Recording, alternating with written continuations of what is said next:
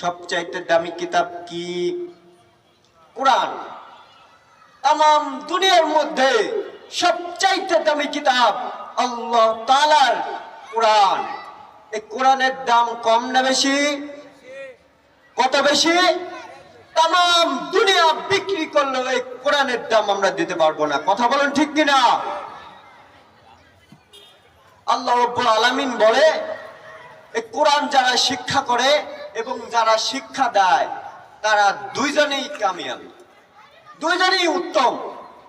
কোরআন মাজিদ শিক্ষা করতে হবে। এই কোরআনের পথ সঠিক পথ। তাম দুনিয়ার মধ্যে যে পথই হোক না কেন, কোরআনের বিপক্ষে যেসব পথ, ওই সব পথগুলো সঠিক নয়। একমাত্র সঠিক হলো আমার কোরআন। কথা বলেন ঠিক কিনা?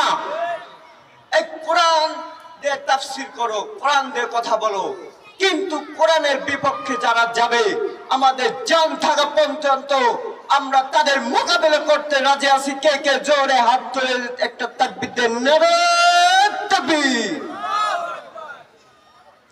কোরআনের পক্ষে আমাদের থাকতে হবে। কোরআন দিয়ে আমরা কথা বলবো।